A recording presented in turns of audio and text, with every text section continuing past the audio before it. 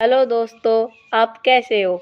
आपका हमारे YouTube channel पर हार्दिक स्वागत है और साथ में आपको रिपब्लिक डे की हार्दिक शुभकामनाएं। दोस्तों, आज हम आपको बताते हैं कि गणतंत्रता दिवस 26 जनवरी को ही क्यों मनाया जाता है। गण का मतलब जनता और तंत्र का मतलब शासन, यानी जनता का शासन, जनता द्वारा जनता के लिए शासन। अब सवाल ये है कि दरअसल हर साल गणतंत्र दिवस क्यों मनाते हैं। क्योंकि इसी दिन हमारे देश को संविधान मिला था और 26 जनवरी 1950 को भारत का संविधान लागू किया गया था। दूसरा सवाल, गणतंत्रता दिवस 26 जनवरी को ही क्यों मनाते हैं, जबकि भारतीय संविधान सभा की ओर से संविधान को 26 नवंबर 1949 को ही अपना लिया गया था और इसे लागू करने के लिए 26 जनवरी 1950 तक का इंतजार क्यों किया गया था। दरअसल 26 जनवरी के पीछे एक बहुत बड़ी कहानी है। उस समय अंग्रेज भारत देश पर राज कर रहे थे।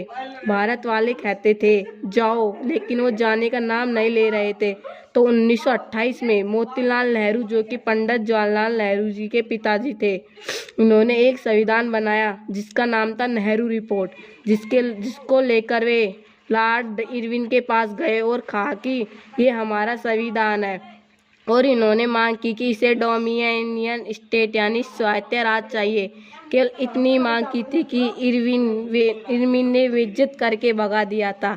इसके बाद दिसंबर 1929 में लाहौर में कांग्रेस का अधिवेशन हुआ, जिसके अध्यक्ष थे पंडित जवाहरलाल नेहरू, और प्रस्ताव पारित हुआ कि 26 जनवरी 1930 तक भारत को अंग्रेजी हुकूमत डोमिनियन स्टेट का दर्जा नहीं देती है तो क्रांति होगी और भारत अपने आप को पूर्ण स्वतंत्र घोषित कर देगा। लेकिन अंग्रेजों की तरफ से कोई जवाब नहीं आया।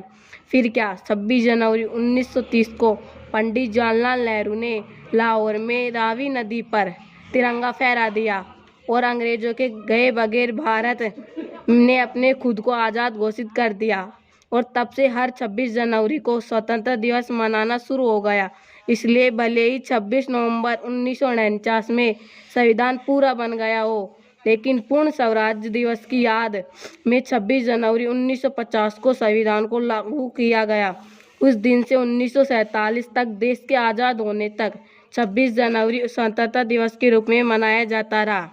इसके बाद देश आज़ाद हुआ और 15 अगस्त को भारत के स्वतंत्रता दिवस के रूप में स्वीकारा गया। हमारा संविधान 26 नवंबर 1949 तक तैयार हो गया था, लेकिन उस समय जो नेता थे उन्होंने 2 महीने और रुकने का फैसला लिया और फिर 26 जनवरी 1950 को सुबह 10:18 पर संविधान लागू हुआ और इसके 6 मिनट बाद 10:24 पर डॉक्टर राजेंद्र प्रसाद ने भारत के पहले राष्ट्रपति के रूप में शपथ ली।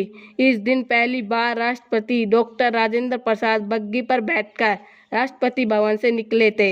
इस दिन पहली बार उन्होंने सैन्य बल की सलामी ली थी, इसलिए इस दिन को तब से गणतंत्र दिवस के रूप में मनाया जाता है। दोस्तों, अगर आपको वीडियो अच्छी लगी हो तो लाइक करें और अपने दोस्तों में शेयर करें व चैनल को सब्सक्राइब करना न भूलें।